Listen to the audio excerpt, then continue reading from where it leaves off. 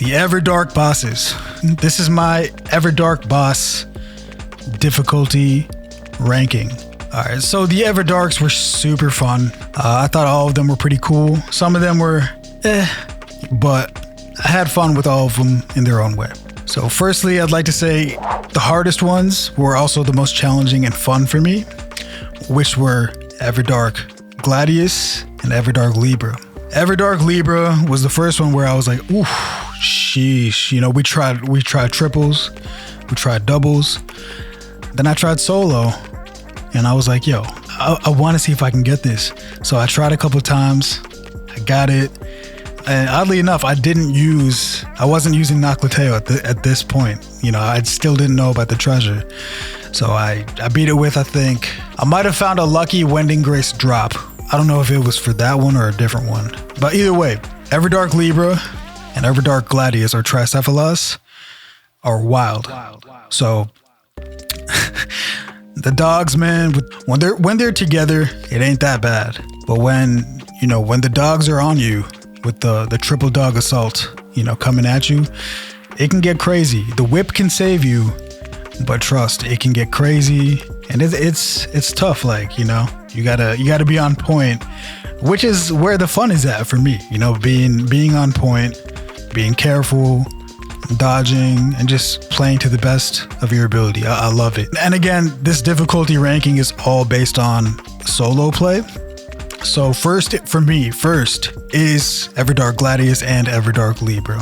Super fun, super crazy, super unique, very memorable, and awesome fights. After that, I would say Everdark Gaping Jaw or Addle.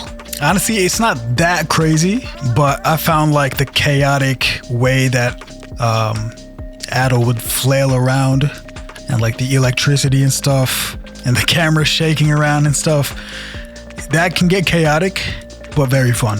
After that, I would say Everdark Noster, Sentient Pest, comes right after Everdark Addle or Adel.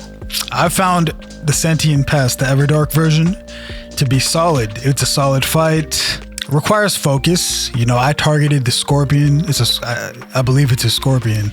Pretty much the whole time, trying to dodge, stay beyond the tail, bring in fire, just not really minding the moth.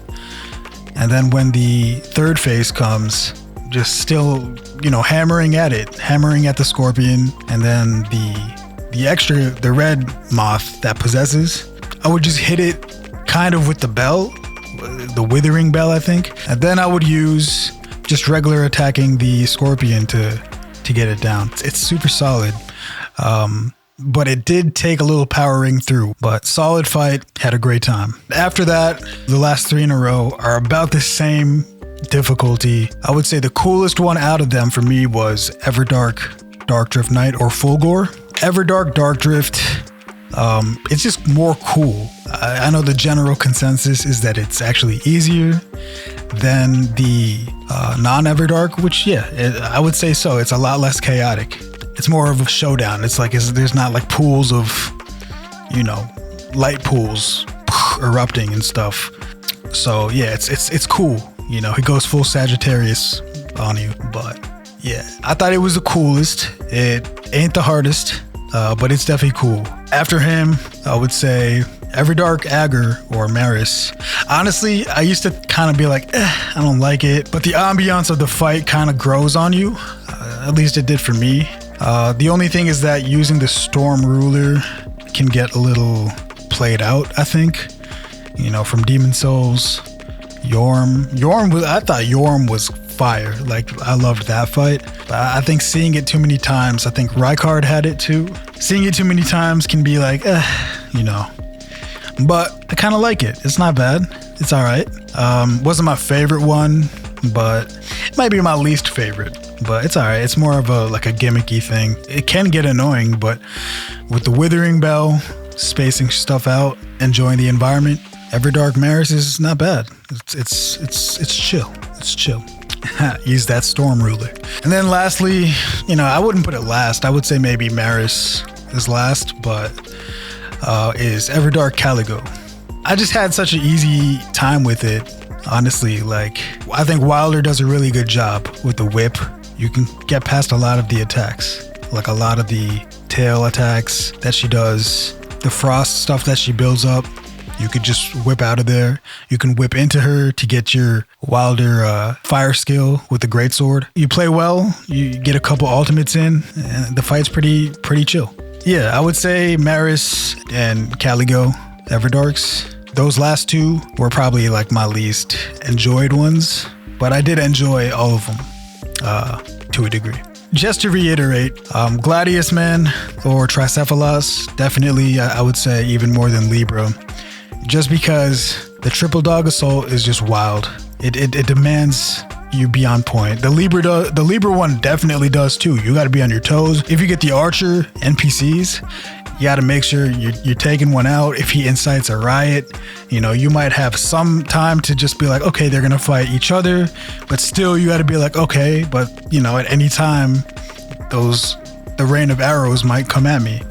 So you got to be on point for that. You got to multitask like a maniac. Your positioning, you got to watch the NPCs. You got to see what the demon is inciting, like what is he casting? Are you going to heal? The Libra one, very unique. It's absolutely etched, very memorable. So props to that kind of fight that they made. I'm glad they did that. So yeah, those two are my favorites. Honestly, Fulgor is another favorite in terms of how much I had fun with it. Hope I'm not repeating myself, but yeah. Honestly, I think overall though, the Libra fight might be one of my favorites within the Elden Ring series, at least. Real Elden Ring as well. Just the way that it's designed is unique, because you got to literally tip the scales in your favor. Like, you got to make sure you're tipping the scales in your run, you're optimizing everything, you're getting as good as weapons as you can, you're getting your wending graces if you need them, which you probably will. You got to make sure things are going favorably. You got to tip the scales in your favor.